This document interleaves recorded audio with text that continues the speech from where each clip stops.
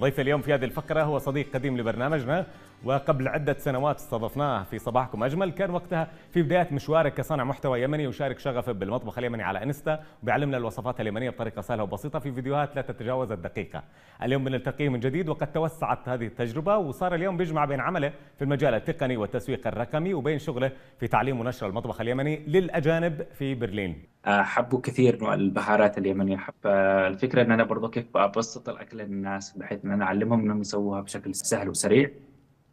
وأحد الكومنتات اللي وصلني إن الأكل اليمني شوية سبايسي، يعني إنه تعرف زي ما ذكرت الناس هنا بالذات في ألمانيا متعودين على الخبز والجبن والأكلات الباردة، فلما تدخله البسباس الحيمي وشوية من البهارات السبايسي يولعوا على طول. صحيح صحيح، مش متعودين. طيب بالنسبه للوصفات حقنا الثقيله واللي محتاجه مرات يمكن ادوات تقليديه، تنور بنتكلم او حتى طاوه عشان خبز الطاوه، كيف بتبسط عموما وتستخدم الادوات السهله والموجوده عندك؟ خبز طاوة يعني ممكن عددها بشكل سهل وسريع، وكمان ما تحتاج تخمير، يعني انك مجرد ما تعجنها ممكن تفردها وعلى طول انك تطبخها.